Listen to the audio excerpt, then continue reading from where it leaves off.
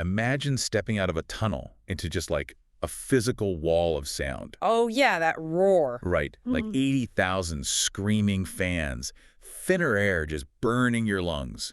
It is June 11th, 2026. The World Cup opener. Exactly, at the iconic Estadio Azteca. Mm. We're doing a deep dive into this massive clash between co-hosts Mexico and South Africa. Which is just a huge poetic rematch of the 2010 opener, you know? It really is. But the stakes here are, I mean, they're massive. Mexico is just desperate to erase that humiliating ghost of Qatar. And the whole El Quito Partido thing. Yes, that elusive fifth-game curse. Yeah. And then you have South Africa, Bafana Bafana, coming back after a brutal 16-year drought. They want to break their own group stage curse. Right. And surviving Group A, well, it's not about luck. We really need to look at the tactical blueprints here to see how this plays out. Absolutely. I mean, to really get who survives this, you have to look at the managers. It's totally an irresistible force meets immovable object kind of situation.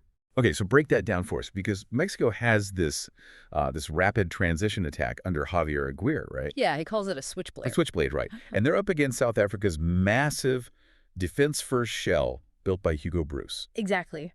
Bruce, he's this Belgian pragmatist, and he literally prioritized height and raw power over pure technique. Wait, really?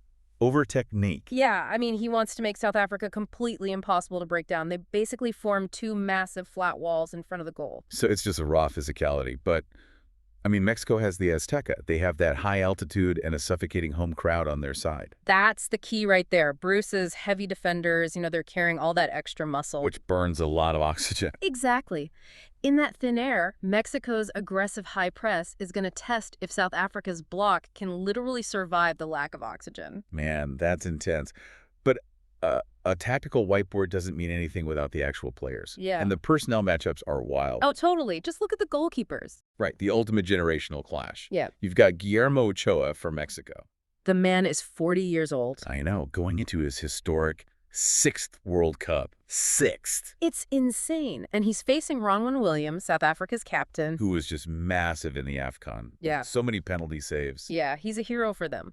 So you have these two titans, this amazing veteran stability anchoring both ends of the pitch. But then you have the youth trying to break the game open. Like, South Africa has that physical strength, but Mexico brings the individual skill. Oh, definitely. You have Gilberto Mora from Mexico. The 17-year-old. Yeah, 17, and he is their creative heartbeat, just pulling the strings in midfield. That's a lot of pressure for a kid. And South Africa answers with Oswin. Right, this incredibly explosive winger. In a tight defensive match like this, those young guys are the wild cards. They really are. Mm. So when you tune into this game, remember you're watching two nations just desperate to rewrite their destinies. Yeah, but we have to mention their shared fatal flaw. Oh, the scoring issue. Yeah. Yeah, they both have a chronic struggle to actually score goals. Right, South Africa barely found the net in qualifiers, and Mexico severely lacks a cutting edge in the final third. Especially against the exact kind of deep-lying defense Bruce is deploying. So they're both built to absorb pressure, but neither can really finish. It's going to be a war of attrition. They're essentially engineered to wait for the other guy to blink. Totally. Which leaves you with this to ponder. Will this massive Azteca rematch be decided by, like, a stroke of tactical genius from the sideline? Or is it just going to be the crushing, deafening pressure of 80,000 fans forcing one single fatal mistake? Guess we'll find out.